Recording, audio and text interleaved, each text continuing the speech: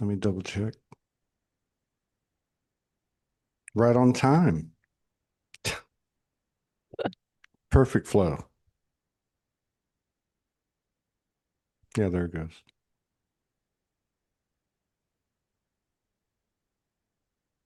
All right. So here we go.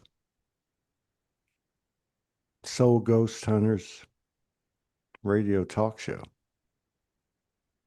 And we've been in this groove of bringing up movies, which has really expanded our consciousness, in my opinion, at least for me, of the dark, of the ghost, which ultimately always come back to me.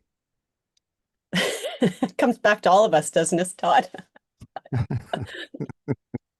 It's inevitable. That's it. Well, welcome everyone to this week's show. It's always a joy to reconnect with everyone and with Todd, of course. And this week, your requests have been most interesting. I'm always interested in the synchronicities of the suggestions that come in from our listeners and our viewers. And we'll certainly get into something quite intriguing today. But before we do, like I often do, I like to begin with a bit of a story. It sort of sets the stage for the theme of the show. And today's story is also a bit of a Zen story. It's a story about a Zen master who lives in a hut at the top of a mountain in a remote place. And he's out for a little while. And this thief shows up and enters his hut and looks around, and he's there to steal anything he can. And the Zen master comes home to discover this thief. And he feels sorry for him because he knows he doesn't have anything to offer, at least anything the thief is looking for. So he offers him his clothes. He takes them off and he stands there nude in front of him. And the thief's a bit bewildered at this, but he takes the clothes and he runs. And then the naked monk sits outside his hut and looks up at the moon in the sky. And he says, "If only I could give him the moon. It's a beautiful treasure that can't be stolen." Do you know that story, Todd? You cut out the end. Can you repeat that? Did you say, can I relate? The last part of the story is after the Zen master gives the thief his clothes. The thief Yes. leaves, Yes. and the naked monk or Zen master sits outside his hut, the top of the mountain, and he looks up at the moon. And he says to himself, "I wish I could give him the moon because the moon cannot be stolen." Or can it? Yes, well, that's something we could get into today. It's like when you But go down the rabbit hole and find the end of it, and there's another rabbit hole. that's it. That's it. But in the context of the story, what stands out? The paradox for Hmm. me, the Hmm. paradox, because it's like you go down this winding road and you always want to get to the end, and you get to what seems like the end, and then it's flipped on you. So that seems to be something that may be coming into our natural progression. And Mm. maybe we're becoming more familiar with it. Maybe it's not alien, you know, maybe it's native and familiar and instinctive, intuitive. Mm. Ghost. Some people say the moon is a ghost as well, and we'll explore a bit of that today too. But yes, I relate to the paradox in the story and the idea of duality, what is right, wrong, good and bad, and how we're often taught to go out and get our hands on things um, that we think have value. And our whole idea of what's valuable is shifting. And that's part of what today's program is about, because we're coming to the realization as a humanity that we are a collective consciousness. And we've been living in a fear-based world, and we have a choice whether to continue living as we've been conditioned to live, with all the interferences and other variables at play, or we can move into a different kind of frequency or vibration, that of love, that which is more expansive. And many people will say that there are a lot of things in the world right now, as we know it, that are falling apart, that are changing, crumbling. And we can look at this as a reason to grow fearful about uncertainty, or we can use this as a catapult or a stepping stone to change how we look at ourselves and what's happening. So, the films that have been suggested this week have each been given in a way that seems like we have a choice when things happen. And this relates to the theme because as a humanity, if we're deciding where we want to go from here, we have all these clues around us in plain sight, not only in terms of landmarks around the world or events that are happening, but also clues that have been dropped as, let's say, programming in different kinds of movies, where we are conditioned to expect certain things or to make certain choices, or at least to know there is a choice. So the first movie that was brought up was a disaster movie. Now, I'm sure that many people are familiar with a whole slew of disaster movies. Um, we were familiar with movies like Titanic years ago. Um, there was the tornado movie. You remember that one, Twister, Todd? Um, and there have been many, but the one that really a few people asked about was called The Day After Tomorrow. Do you remember The Day After Tomorrow, Todd? No, I don't think so. Who was in it? Day After Tomorrow. Let's see. Who was in that? Was it like Tom Hanks? No, it wasn't Tom Hanks. Um, I can't remember exactly who was in it off the top of my head, but I remember the themes. Okay. Uh, the theme was sort of climate change kind of scenario, where the idea of an ice age was going to hit. Do you remember that part? No, no, I don't think I saw this movie. Okay. Well, when we hear the word apocalypse, a lot of people hear that word and they think disaster. But if we look it up, it's also relating to new beginnings. And it's in the movie, what happens is there's this climate shift where there's this ice age that's taking place in North America in particular. And life, as people know it, changes very dramatically and very quickly. And there are choices about how to respond. So if you have something really scary that happens, you have a choice of how to respond. And in the movie, there are characters who have choices about how to face their fears or to run away from them. And the protagonist chooses to face his fear, to go and attempt to save his son. And so he encounters many obstacles in this. And it's a story of self-sacrifice and courage. And he's looking at really developing the kinds of virtues that he would like to see in a new world. You know, the kind of world that was falling apart for him had a lot of corruption in it, had a lot of negativity, things that weren't helpful to his life either. But on a bigger picture, he was making choices that were heartfelt instead of ego driven. Does any of this come back to you at all? Does it come back to all of us? Let's hope. Well, it's a theme that is recurrent in other movies too, but essentially, you know, we have a glimpse of something greater than ourselves that happens. You know, this is a theme in all of the disaster movies that I've seen, really. It doesn't matter if it's Armageddon, you know, if it's an asteroid, if it's a tidal wave, an earthquake, all of these kinds of events sort of bring us face to face with some of our greatest fears, that of mortality, that of what's next, you know, how are we going to respond? But in this movie and in real life, um, people tend to revert back to helping others, you know, doing what feels right, creating an environment that is the kind of world they'd like to live in. You know, if something happened to you, I'm sure you'd like to imagine someone would come and help you rather than be abandoned, right?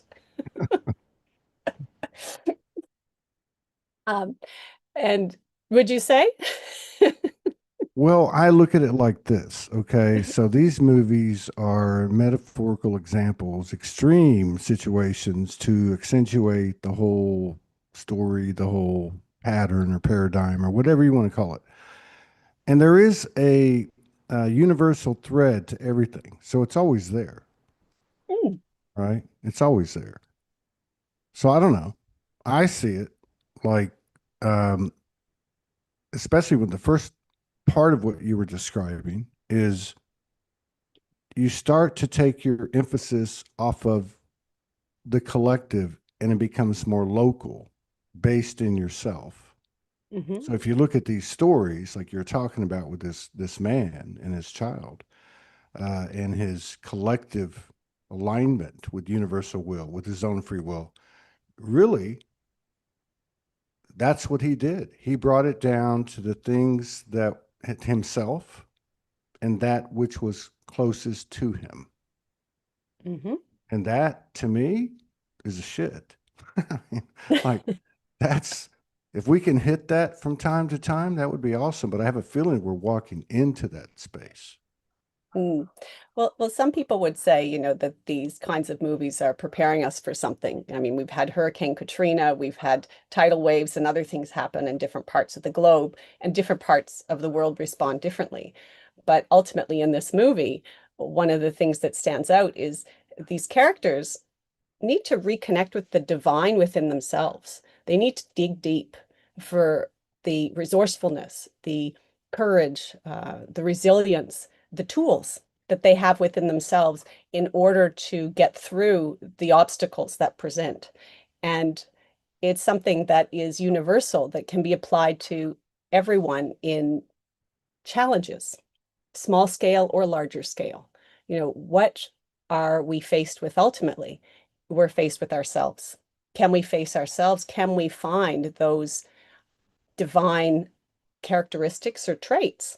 Have we forgotten what they are? And are we going to go there or are we going to go somewhere else? Those are kind of the kinds of questions that come up. Yeah, but I think yeah, from a human condition or experience, I think there's a certain level of craziness. And as you're talking, what I mean by that is you get to a certain point where there's so many streams or it becomes more complex than it needs to be. And there's this Mhm. natural thread within you. And it's crazy, but this is where we're landing now. Mm, It's not a viral or global or virtual through social media engagements or views. It's not that. It's happening within ourselves, and we're starting to share with others, and it's starting to get some exposure. But mm, it's a solid wave, to me. Yeah. mm. Thanks. Well, it's definitely another case of encouraging us to trust in the unknown. And then when it comes to any kind of disaster movie, often what people will focus on is the disaster and the fear that arises as the result of the disaster. But wait a moment, what's another way to look at it? Isn't it a wake-up call to get in touch with the divine within yourself and catapult yourself into a different place and reconnect with those parts of yourself that are able to handle anything? And those are the things that we often forget about, and we get lost in the perspective negativity or the low, dense energy that can come from these things. But if we revisit them and we remember that there's always more than one message, and what we're ready to see is what's catapulting us into our next version of reality. Does that make sense? Yeah, it makes total sense. Hmm. Makes total sense.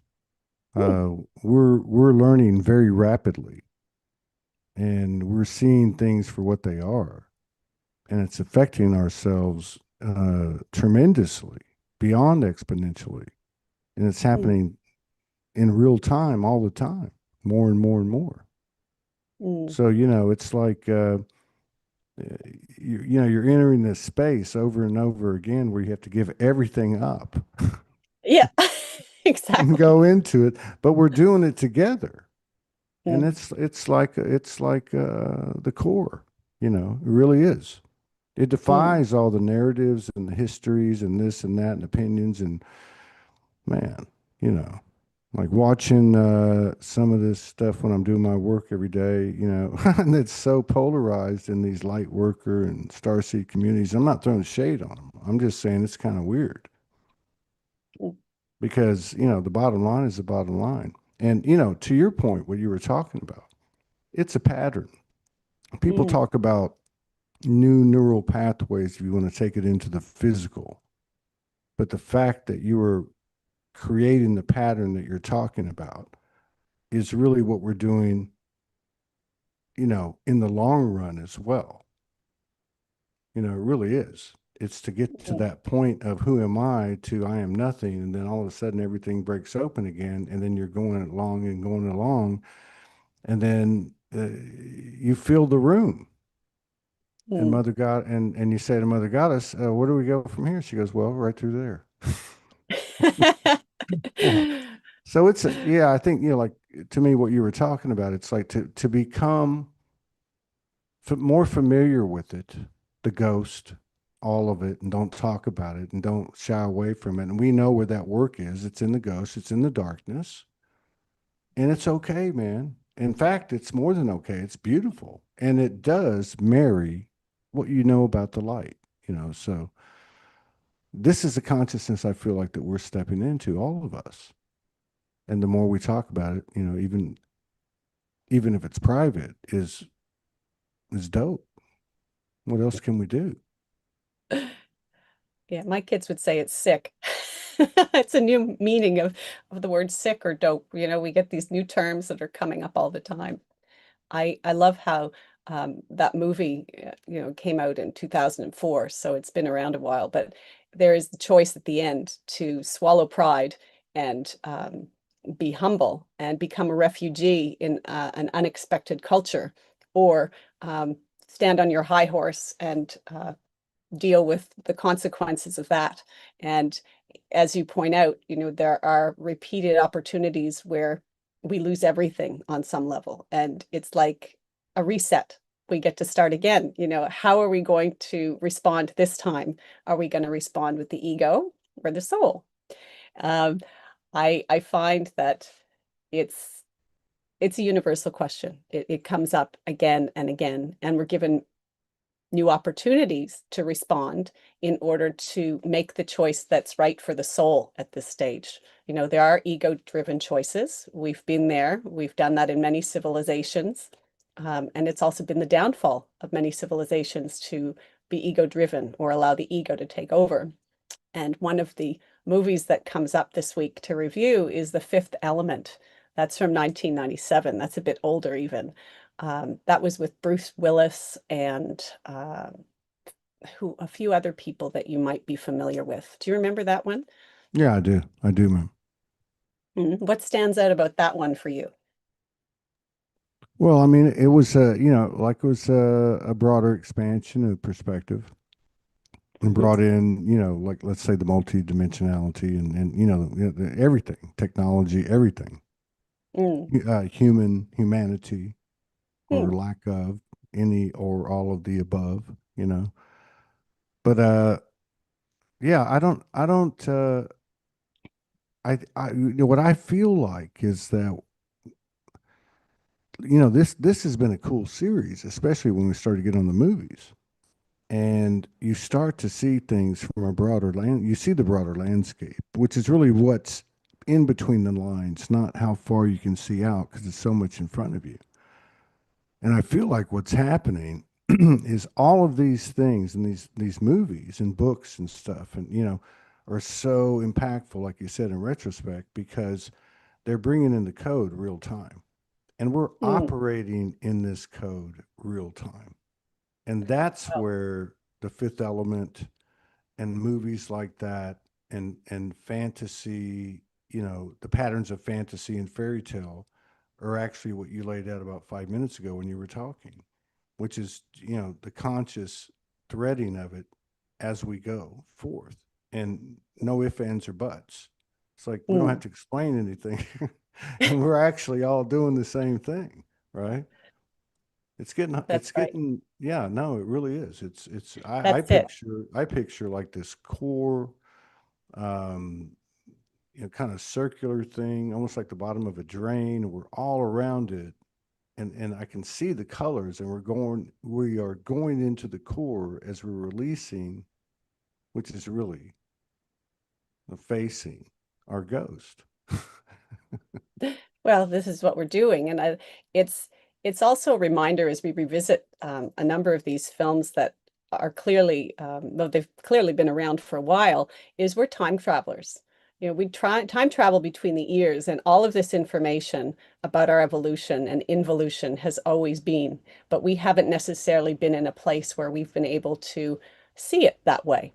So with the Fifth Element, you know, people would watch it for the narrative, for the sci-fi, for the adventure, but they didn't necessarily see more in depth the spiritual context or the multidimensional context, because love is the ultimate force that balances the other four elements in that movie: earth, air, water, fire. Love is the etheric. And we have evil and good, we have destruction, we have creation, um, we have the divine power that is needed in order to balance everything out. And in that movie, divine power is represented by a woman. So there's this woman who is actually the form of love, and everyone is chasing her. They all want her because she's the key to everything. And so if you look at how we're reflecting on the divine feminine at this point in humanity's history, you can revisit that movie and sort of see, okay, what is the key to balance? Some people would say the etheric, some would say love, coming back to love. Allowing love to balance everything out is something that we've come to realize is the key to everything. It emphasizes the need for balance in the universe. Why do we have that imbalance? Because we've demonized the feminine. We've regarded all that is feminine as being less than equal to patriarchy, to the male energy. And so as we begin to unravel things wherever we are on our sense of a timeline, we can see this has been reinforced in popular culture and books for a very long time. But now, if we revisit them, we can see that the solution to finding that balance, to changing the energy, to transforming our existence has always been with us. It's always been within us, but we haven't necessarily had the eyes to see. Does that make sense? Yeah, yeah. Once you Mm. realize, you just flip it. Mm. God is not a man. That's all programming. Just like ascension. Hermaphrodite. Just like ascension. No, it's Mother Goddess. It's Mother Goddess. No, that's the whole thing. The only one that could have set something up like that is that themselves, which is Mm, really the same thing that we're all doing.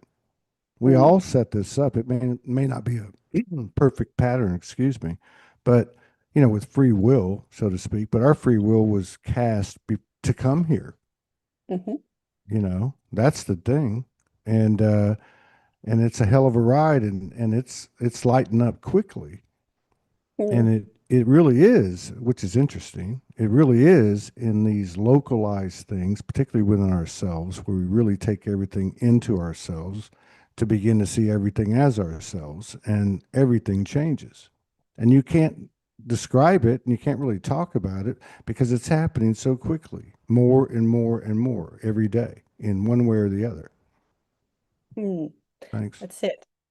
It's as if, you know, we recognize that there is this material world that is in need of rebalancing. And what does it need for salvation? It's the feminine energy. And you can call it the goddess, you can call it divine feminine. It's what has always been here, what's within each of us, but what we've been conditioned to overlook or forget. Sort of like the fact that the moon and the sun are in the sky during the day. And yet we're conditioned to focus on the sun over the moon. And when the moon rises, we tend to forget about the sun and we tend to forget about other things that are still there, but it's our focus of attention that's been redirected. And that's what we're in the process of doing, is recognizing that we are the source of our own perception, and we decide what is valuable information to focus on and how we choose to move forward. Absolutely. And the feminine part of it is absolutely on point. We know this, since on or about 2012 and all these social media groups and platforms, sprung up. Obviously, the feminine energy in all of us on the planet the whole way. I mean, it's a universal correction, it's a realignment. Mm. That's the part that was missing. We're all growing softer as much as we want to resist it, as our identities leave us scratching and clawing. But the level of intelligence, in my opinion, and that's why I really like exploring this in this series, right? Is because it's opening things up openly through these things that have been perceived in many different ways, these movies and the different, streams that they offer. But there is like a individual stream, if you look back at all of them, which is really about us. It's about our ghost and that as within without thing.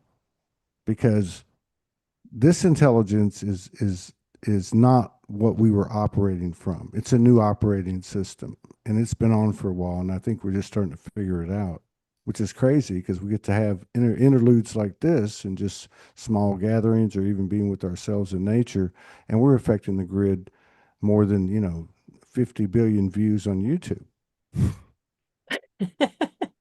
That's right. Small but mighty. Yeah, everything's upside down.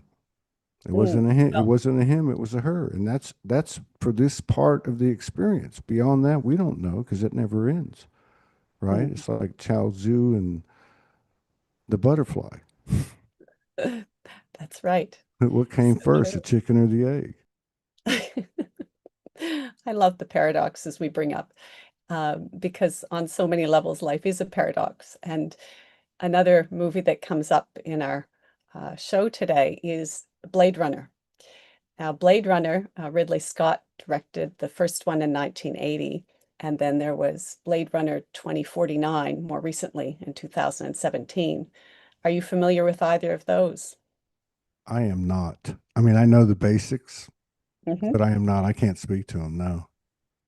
Well, it's interesting because both of them are dealing with the similar thing. It's about AI, essentially, and the idea of building robots and the idea of androids or cyborgs, and one vision of what the future could become, if they become more like humans. And so there's exploration of androids with emotion. Do they have emotion or not? Um, could they be considered people?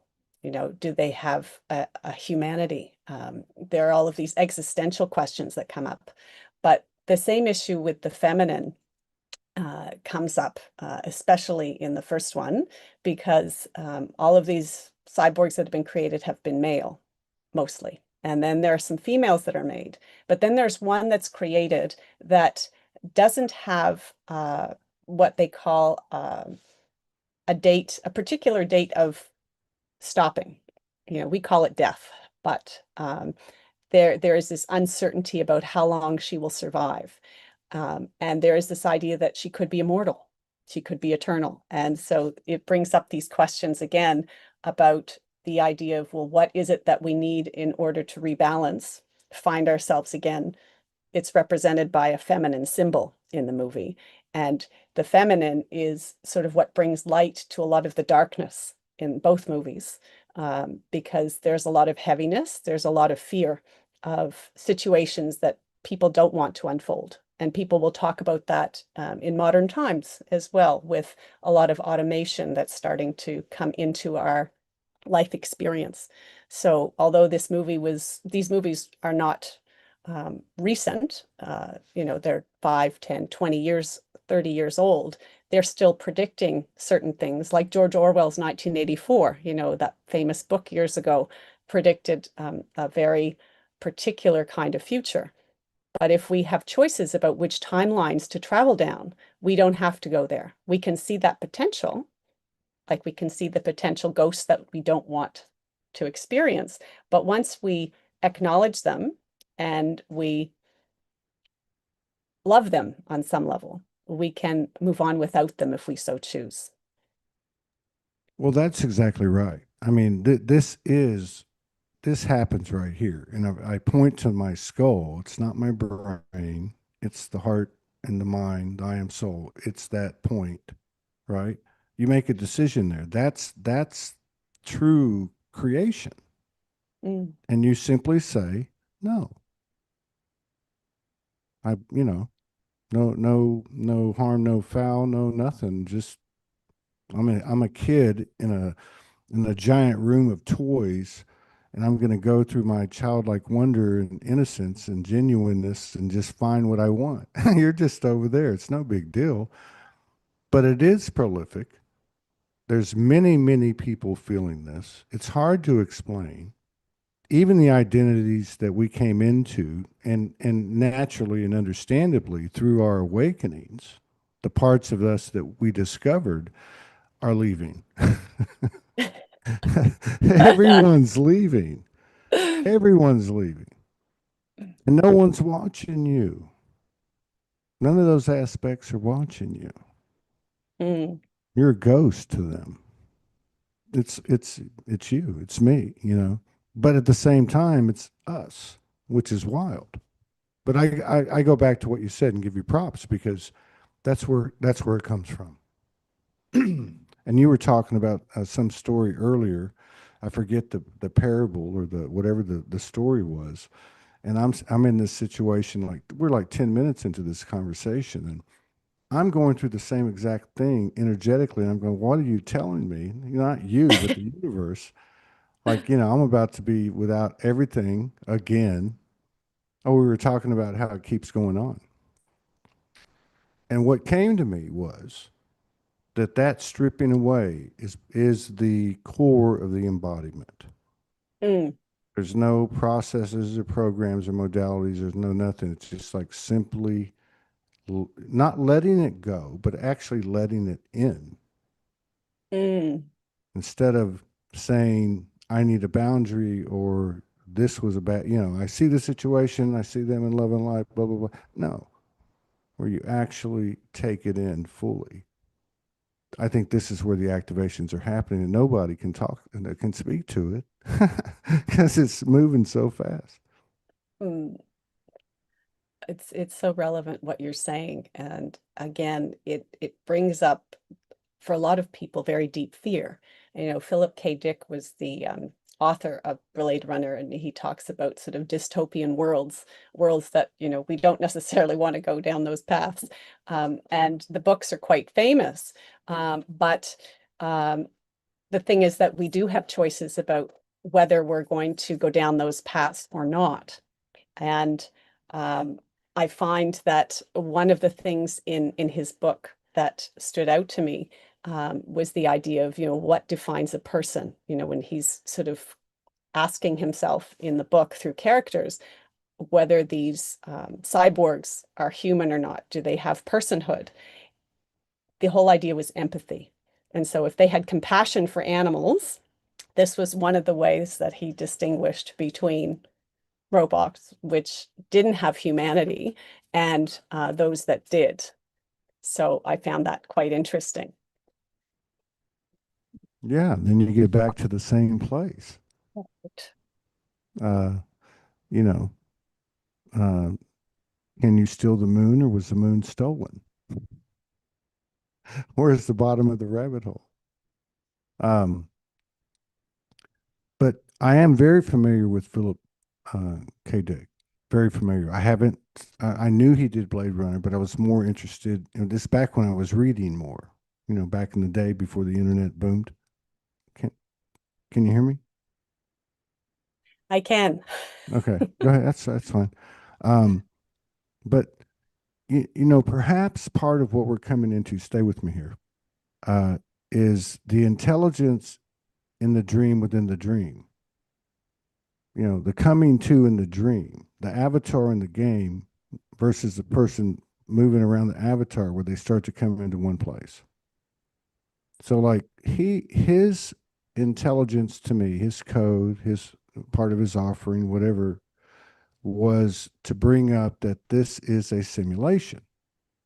And a Mm, simulation is a way to describe a grand design, maybe at a low level, maybe at a high level. But it's where mm, the intelligence within the simulation starts to understand it is the creator of the simulation, and there's far more universes and infiniteness inward and outwardly from there.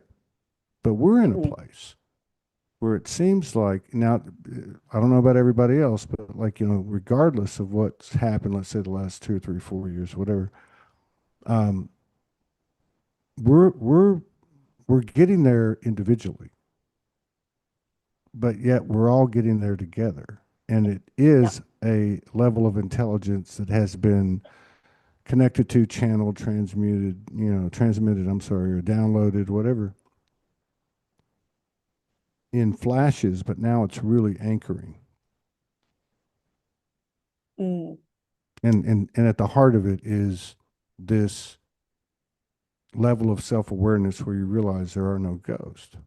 As long as you believe there's a ghost, there's only one ghost there is. And when you get to the point when you realize you're not a ghost, there's no ghost. This is the playground we're in. mm. Thanks. So very true. It's a reminder that, who is the ultimate co-creator here? We're creating these pathways, we're creating the options, and we have the option to make a conscious choice. It's important to be informed and to know that there are light choices, there are dark choices, there are balanced choices, but if we rule everything out, if we don't allow ourselves to see the dystopian worlds, then we're not being true to ourselves either, because in order to be complete and whole, we have to have an understanding of the big picture, which includes everything. And it's a great stepping stone to A Wrinkle in Time. Are you familiar with A Wrinkle in Time by Madeline L'Engle? It's also a film that came out a number of years ago. I think I saw it, but I don't remember it off the name alone. Mm. Well, it's very much about ghosts and very much about foreshadowing, and it sort of deals with the prospect of death because there's a disappearance and there's a question of whether or not someone has just died, and that's how people initially accept uncertainty. They assume the worst case scenario. Okay, and this is sort of what we're taught to do in the human mind, to fear something and to assume that's going to happen and that must be the reality. But in this movie, there is a young girl, and she represents this innocence, the inner child that we all have. And she doesn't believe that her dad is dead. He is a scientist. And it turns out he's created a way to travel through time. And the wrinkle in time is something she discovers. And we're in the process of changing the nature of our reality. We live in a time guided system. And in this movie, she travels beyond time to worlds that really are forgotten to many people. And she has to be reminded regularly to do what she's asked. It's like her higher self or spirit's guides are giving her direction when she's looking for her father, and he's in a different dimension. And so we're sort of guided through our potential to change the way we look at things. And there is this idea that when you change the way you look at things, then what you see and experience changes. And that's one of the big messages of that movie. Yeah, that's a really good description of what's happening because you could say, in essence, that we're all discovering a wrinkle in time at the same time. That's And right. And we all as we do that, there is no time and space. and mhm, Really, as I'm listening, as I'm taking this all in, this past 40 minutes, um, the basis of it all is I am that. I am that which I'm seeing. I am that which is seeing it. You know what I mean? And yet it's a math or a geometry or a language or whatever the case is, dimension that is beyond anything we could really even talk about. Like we're turning the corner, and I think that's really, again, the whole thing with the ghost thing. The only ghost here is me, you know, because I'm the one that's looking at me, and I am that which I'm looking at. There's no ghost. And, I look at it like this too, because I like to look at things sometimes in a humorous way, but excuse me. But imagine us creating this realm, okay? And we said, we're going to set up this realm and it's going to be fluffy love and light and ease and grace the whole time. And we're souls. I mean, we're pure. We're stars shining, illuminated, with tonality, the resonance, the whole nine yards. And we go through it a couple times, go, hey, man, what's this all about? Why don't we flip some things around? And I think what you were talking about is relevant, which is to make choices. And I feel like part of what's happening in this rapid acceleration of the last couple of years, especially this year, this month, this week, is that these choices become multi-dimensional choices Mhm. without the threads of the human judgment and condition tied to them. More and more, we're coming to the space where we're truly making choices in the game, and we're meeting in the same place. And these Mm. are our ghosts. The whole time we saw the ghost, and we couldn't see each other. That's it. And it's like Meg, who's the protagonist in that Wrinkle of Time story, she finds strength and she finds resilience in by using her fear as kind of a fuel for self-discovery. And there are three things that stand out to me that she points out in her own way with her behavior. She sort of will come up against a challenge. And the first thing she'll say to herself is, this is such an opportunity. Not this is bad, this is holding me back, this is hurting me, but this is a stepping stone. This is catapulting me somewhere. Where could I go with it?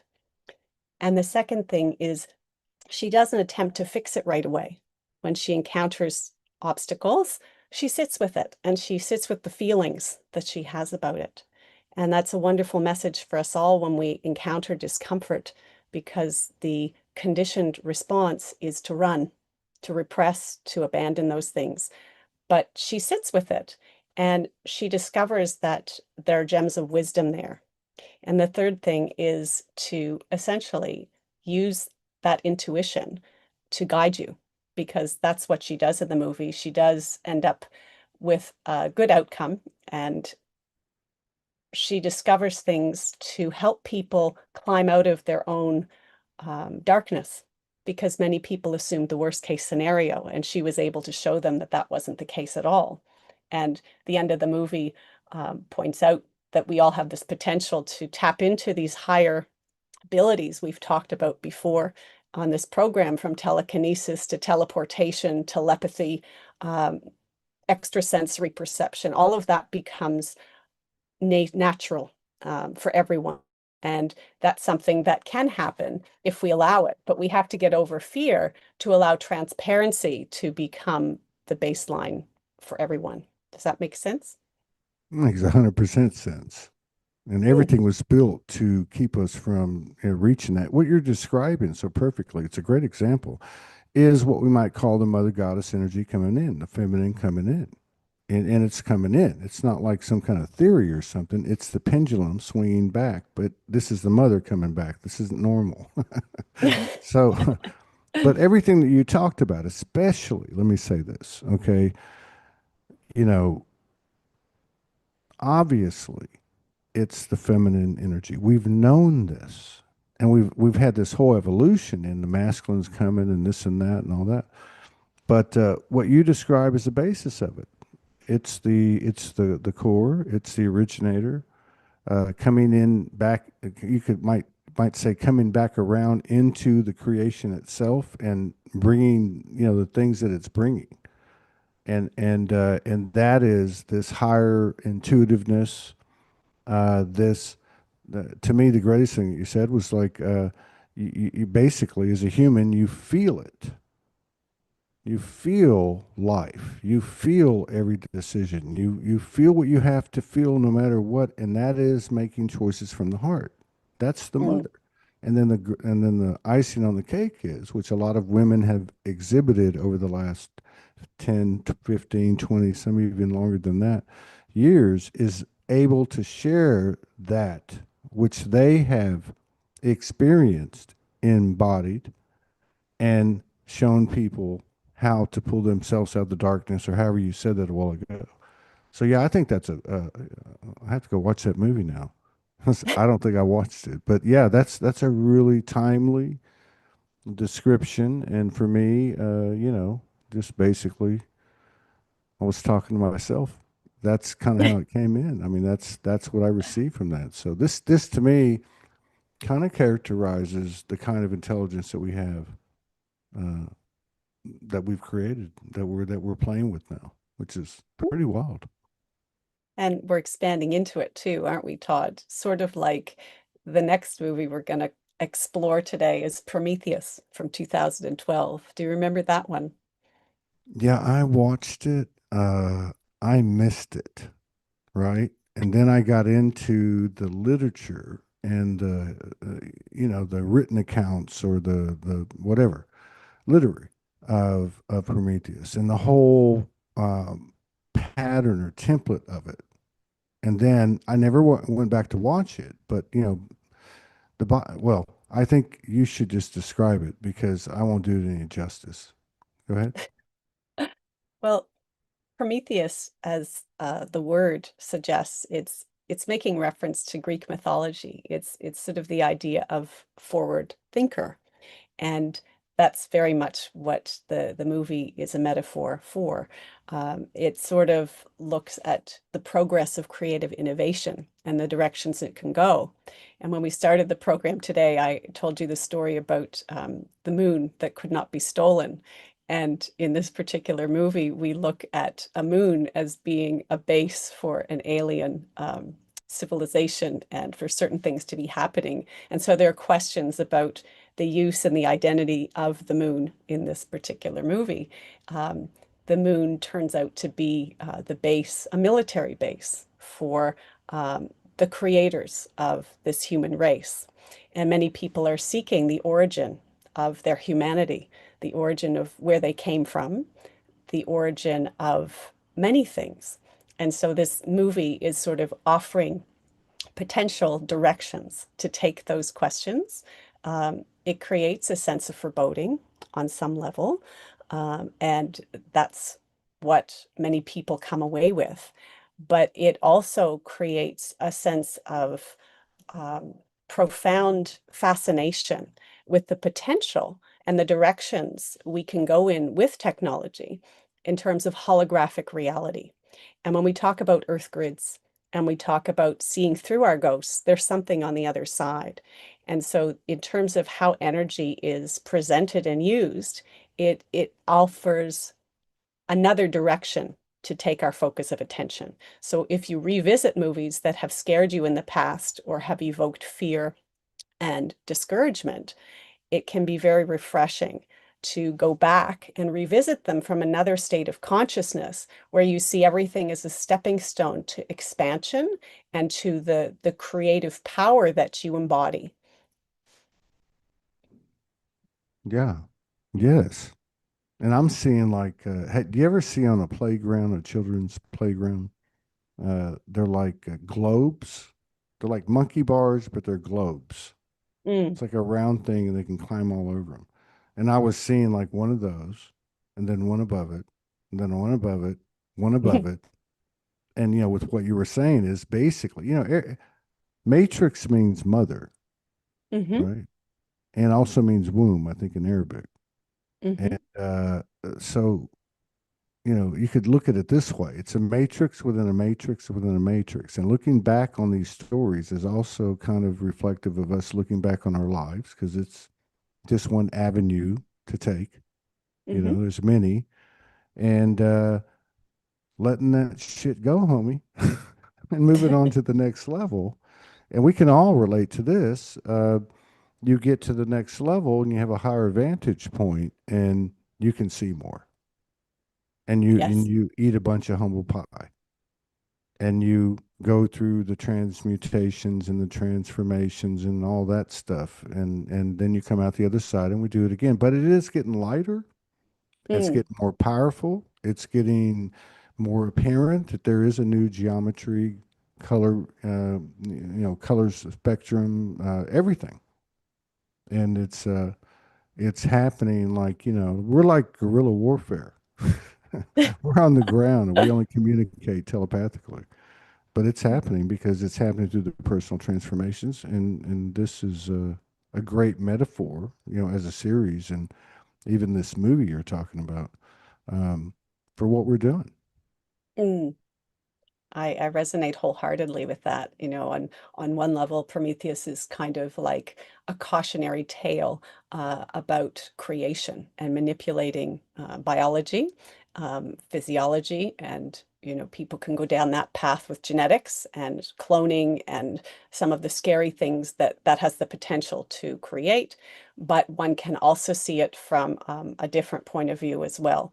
So when you do have that expanded awareness, you can revisit these things with different eyes, with different senses, and you can see wisdom in them. Sort of like the next film we'll jump into, Interstellar. Now, that one is one that a number of people have brought up this week. I wonder if you're familiar with that one, Todd. No, deeply familiar. Yes. Yes, yes. Well, a number of people find this is very close to their hearts, and they find that revisiting it is quite profound because it came out in 2014. And actually, for you, you are on Friday or Thursday, the 6th of November, aren't you, Todd, where you are right now? Okay. Yes. Yes. So this came out on November 6th, 2014. So we're having this show on the anniversary of the release of Interstellar. And that's an 11 11. years. That's 11 year, 11 time year span. That's right. 11. So there you go, 1111. There's an interesting number to bring up in this context. So what do you remember about this particular film, Todd? Because there's There's lots just, we could say about it. yeah, there's just so much, man. I mean, there really is. I mean, I could probably pull a dozen or 15 streams out of it. One of them would be the relationship between the man and his daughter. Hmm. Um, uh, Another would be um, the son, the son that serves the mother, serves the father, and serves and loves, and it's all kind of like a Trinity energy. So the power of that, the power of love, comes up too, right? The way it Hmm. ends and all that. So there's a lot of different. It's almost like a comprehensive uh, creation of several different provocative storylines, and even with, well, not even, but with multi-dimensional streams coming in too, almost like a vortex. So it's a powerful movie. So many scenes, so many parts of the storylines. It's dope. It's a great movie. I love that movie. Mm. Well, similar to A Wrinkle in Time, which actually is about a tesseract and the father getting lost in a folding tesseract, if you see things from the point of view of sacred geometry. In Interstellar, we have the idea of a fifth dimensional concept, and that the idea of information being able to be transferred between timelines in order for people to help themselves on a different timeline. So it can really be a bit of a it plays with your head, depending on how you look at this from the end. If you watch it from the end to the beginning versus from the beginning to the end, it's sort of like the movie Arrival we explored a few weeks ago. Um, it's sort of like a clairvoyant experience where you have a higher state of existence experiencing its own unfolding through its memories. And um, information is transferred through what we might see as gravity in this particular world we live in. The idea that gravity, the source of gravity, has its origins in another dimension, and that it can actually act as a continuum or a way to communicate with yourself in another place. Um, it's almost like a future civilization has evolved to a point, and it is communicating with itself in order to save itself from extinction. And um, you can look at the narratives and the role of the father and the daughter and the love that really holds everyone together, but it's really about the evolution of higher dimensional consciousness because they had to evolve as a civilization, much like our civilization is evolving, in order to better understand itself.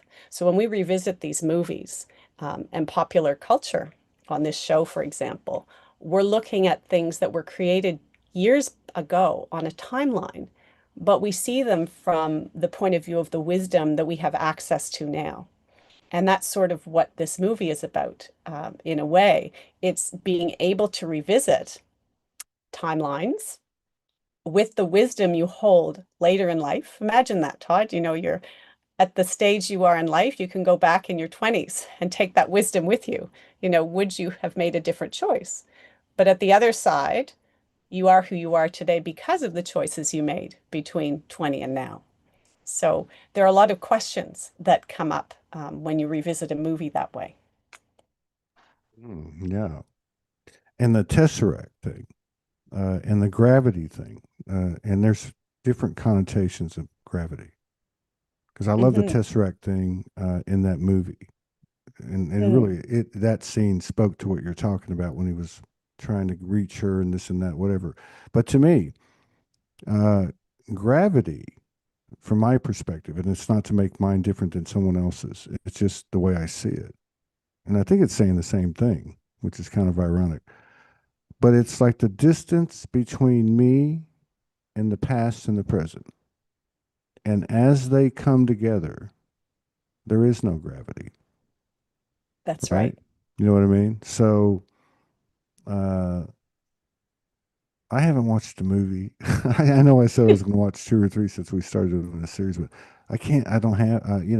But that movie, as much as I can see the code and this and that, in these productions, and we know about the fuckery, and I'm not caught up on that. But here's the point: what you said earlier. When you look back at these things, that universal thread that's part of everybody was part of that creation. And it wasn't what you see on the surface, as Yeah. we have seen ourselves and other people and have learned to see things other ways. But you start to see the lineage, you start to see that golden thread that's in everything. And it Mm, does, and this is interesting because you can look back at a movie, you can go back and read a book. You said you can go back to, and I've done this, go back to when you were 21 hanging out with the boys on the back end of a pickup truck with a keg of beer. You know, you can. I mean, and the other thing that I don't want to overlook that came in through this episode is, which is very, very real, is we're time travelers, but it's a much mm, broader definition or consciousness or whatever you want to call experience than what we have thought, what was mm, defined by the human condition or whatever the case is. We're time travelers. mm. We are. And I guess one thing that stands out about Interstellar to me is that the fifth dimensional civilization in that movie doesn't exist in linear time. They exist beyond linear time, and they're able to use gravity in order to communicate with that part of themselves that's in linear time. And the idea of being a time traveler is very interesting in the context of A Wrinkle in Time also, because in that movie we're talking about a rupture in the way time is perceived, in the way life is experienced. And that comes into how we see the world now. And it also comes into how we revisit any kind of movie or book, because we are looking through the portal of ourselves. And the last movie I just wanted to bring up today, based on some suggestions this week, is Avatar. Now, I know there's another Avatar coming out at Christmas. A lot of people are waiting for that. But the one that was brought up was the first one, 2009. Do you remember that, Todd? Yeah, yes, I do. Yes, very well. And how does that relate in your mind to what we've been talking about?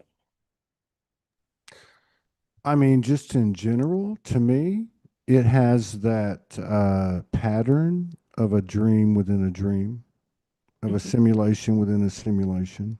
I mean, do you want to go up the simulations, up like to the pyramid point and continue to spiral? Or do you want to keep going through the experience or both? Right. So to me, it's like that. Like there's always another layer. There's always an unknown, and so that's how I see it. I see it as the main guy uh, having parallel lives, basically, um, and from that parallel life existence, there were other people that he encountered in parallel lives. And then you have the whole nature thing, Mhm. which just like, hey, we're in this experience in this video game and we just found out that we're the one that's controlling us and we're all coming and nature's like going, hey man, fuck off. you haven't seen anything yet. Right. Like and it's all beautiful. Mhm. You know what I mean? Yeah, that's kind of, how I would say it in the context of what we're doing. Mm. I relate very much to what you're saying. And you start with the word avatar, and it's really, what does that imply? It's the descent of divine nature, the deity, the powerful side of ourselves being grounded in physical form. And that's what we're in the process of doing. You can call it evolution or involution if you're going inward. Um, and in terms of referring to nature, yes, this is the ultimate disconnect, when humanity evolves to the point where it is convinced it is separate from its true divine nature. What results is destruction. And of course, we've got a huge scenario of interplanetary destruction going on in this movie, but there's also a rebalancing going on. And Jake, who is the protagonist, is the epitome of the rebalancer, because he reminds us that we have choices. And it's his consciousness that is moved initially from a human body to a Navi body. And there is a scientific way to do this in the movie. And he ultimately makes the choice to stay in the Navi body, because in the human body, he is driven by the ego, by materialism, by all those things that are really about destruction. And when he's in the Navi body and he connects with this other civilization that's more balanced, there is this balanced masculine and feminine energy. And that doesn't mean that there isn't conflict as the result of that choice, and that he doesn't encounter challenges, because he does, just like we all do. But he ultimately makes the choice to be guided by his soul rather than his ego.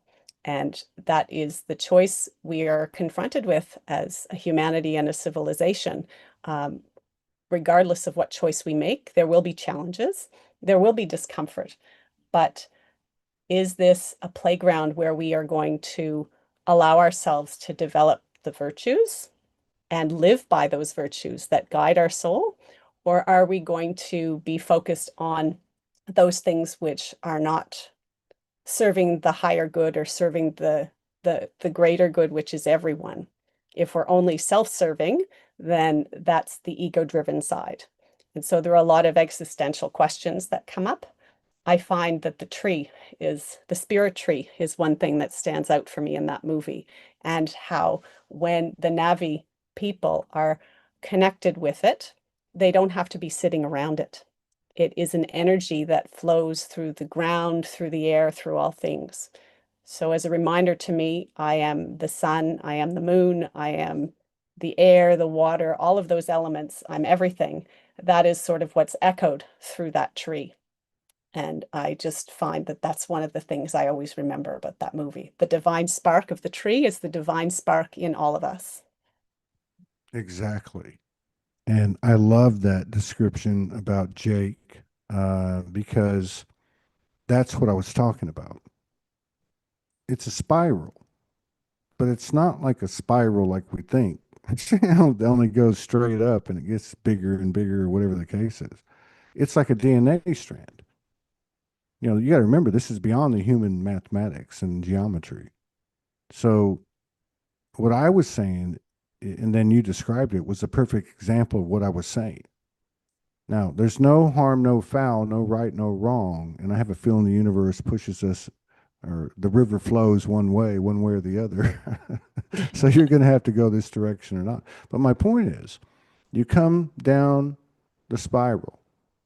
Like everything that we know in this moment is from there, including the galactic. So we're constantly creating in unison and in collaboration with the universal from the highest level of consciousness that we have as, let's just say, as a species or a group or whatever the case is. And every time we do that, we create another space. So it's almost like this. Say it starts at the mother goddess and she says, okay, I'm going to do this. And there's this other being that has this experience. And then the other being comes to the mother and says, I would like to create what you replicate what what you did with me. And then it just keeps going. And it always continues on when a consciousness or a person or a civilization or a species, whatever the case is, gets to a point where they step into that space and everything's let go, just like he did. I'd rather go into this space. Am I going to be safe and secure? Maybe less, maybe more, but I'm not going to be that person I was. I'm not going to be lost in that consciousness that I created. It's time to move again. And you can only Yes. do that, from my opinion, straight from, especially in these times, how you feel in the moment. And that's really the heart. People say, get in your heart, tap your heart. I'm not saying it doesn't work, but how do you feel? That to me, I'm just coming into that. Like, okay, I don't know how I feel. Oh, Mm, I feel like this. A lot of it's like, I feel like this. I'm going to do nothing.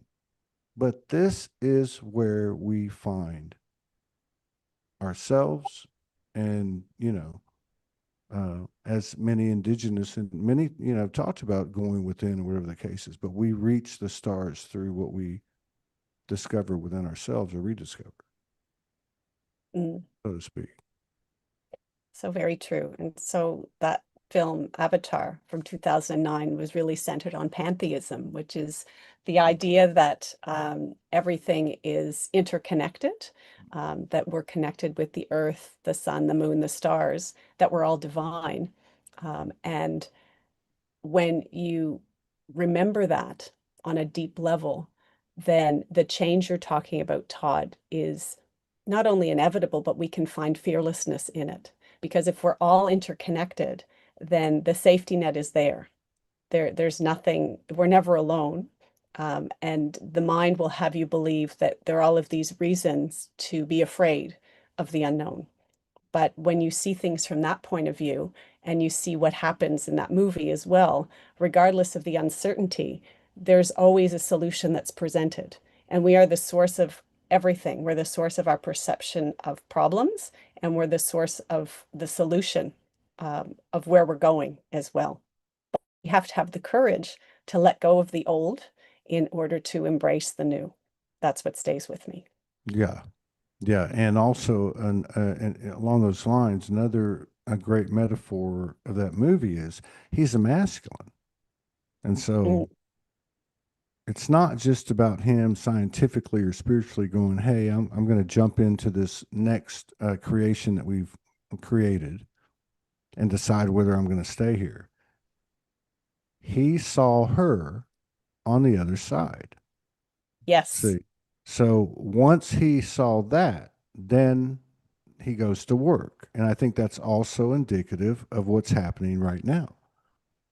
And I had somebody on, Alicia Brochet, who's, has a pretty good thing going online for many a years. We've collaborated a lot. She's from Australia.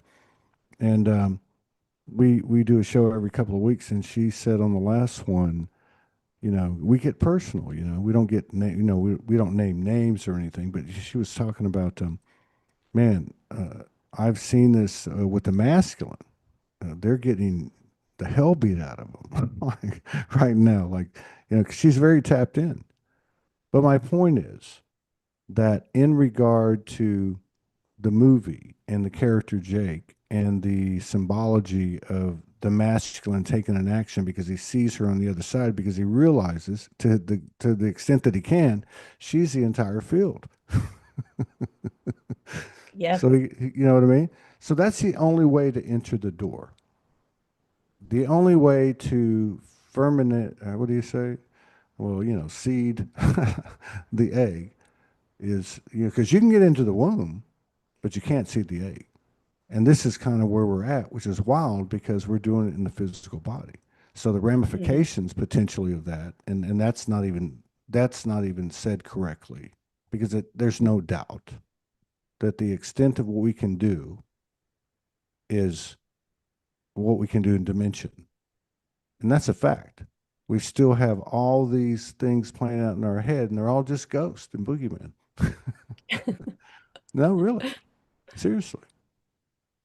What was that mm, movie that you were talking about the dude, right? And I said, "Oh my God, is she talking to me? Like my soul's talking to me? Like, I'm in this situation I'm in right now with the world the way it is, and I've been through this before. I have, when I first woke up for a couple of years. But going homeless at 51 is a lot different than going homeless at 63 in another country and cut off from everything. But I feel like that this is metaphoric of what we're all coming to. We're all coming to a space where everything has to be alleviated. And it involves nobody else, and it's how you feel. mm. And it ain't going to make any sense for a while. Well, it hasn't made sense for a while. We've all done stuff that hadn't made sense. That's how we all got here. Mm. Well, it doesn't have to make sense, does it? I think, or I feel that that is the whole point, that we want to think about it. We want to know what's going to happen. The mind is sort of involved in this. And I think it's I'm the sure human, the that old human. that's right. It's the old version of us. At different stages of life, we can reflect on when we left home and when we went to school or when we've done the first thing, the first time. There's been many examples of that throughout everyone's timeline. And somehow we've always found our way. We found our way from the point we learned to crawl, or maybe we skipped crawling and we started to walk. We still worked it out. So, come what may, we can do that. And with Jake and the choice that he made, the soul guided choice to keep the Navi body was very much guided by the love he had for the female Navi character and all she represented, the energy, the balance, the spirituality. But it was the multidimensional side of things that he was rediscovering within himself. And each time we make a new choice, there is that process that we go through, regardless of where we are, what country we're in, what challenges we face. And so the movies are simply offering us the tools or guiding us to the tools we have within ourselves to make the most of where we are and to remember that we can do everything or anything. 100%. So, yes, 100%. And the patterns that but I guess we're coming to the end of the show now. we've been 15 minutes past the ending. But no, it's all good. It's all good. We This is are. this is great. I love the fact that every one of them is different, and there's almost like So, I seasons. guess